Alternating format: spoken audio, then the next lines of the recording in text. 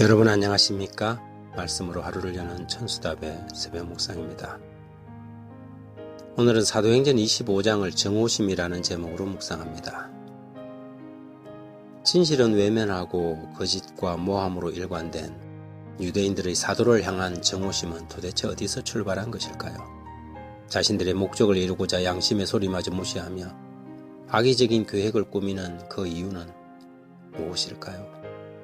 이런 모든 정오심의 배경은 도대체 무엇일까요? 그것은 바로 그리스도를 향한 사단의 정오심에서 출발합니다. 그것은 옳고 그름, 선과 악의 개념을 떠나서 하나님의 독생자 그리스도에 대한 적대감과 사단의 정오심에서 출발하지요. 정오심으로 눈이 뒤집혀지면 오직 자신의 목적을 이루는 일밖에는 아무것도 눈에 들어오지 않는 법입니다. 유대인들은 그리스도에 대한 적대감 때문에 증거가 나오면 증거를 조작하고 증거까지 인멸하여 목적을 달성하고자 하였습니다. 요한복음 12장 10절에 대제사장들이 나사로까지 죽이려고 모의하니, 그리스도가 하나님의 아들이라는 가장 분명한 사실은 죽은 지 나흘이나 된 나사로가 살아난 것입니다. 그러나 대제사장들은 나사로까지 죽이려고 모의하였습니다.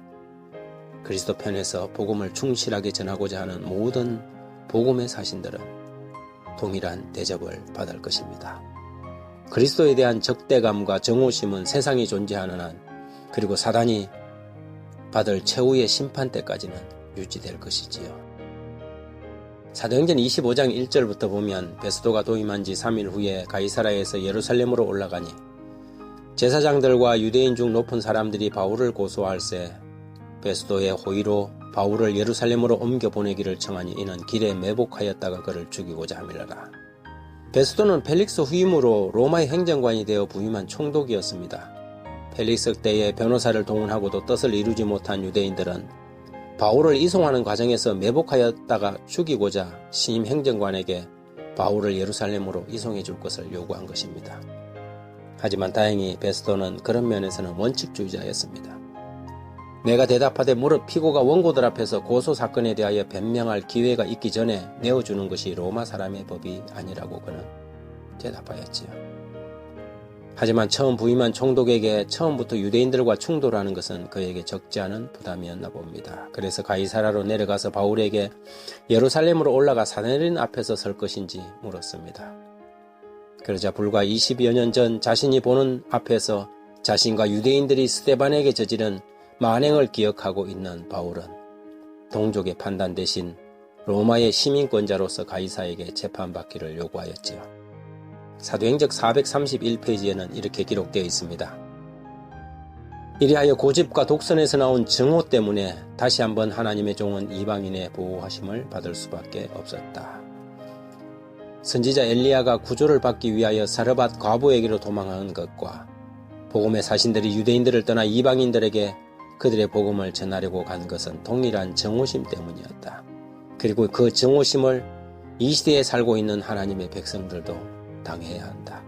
그들이 조만간 당면하게 될 큰 위기에 있어서 충성된 하나님의 종들은 똑같은 무정함과 똑같은 잔인한 결정과 똑같은 완고한 정오심에 봉착하게 될 것이다.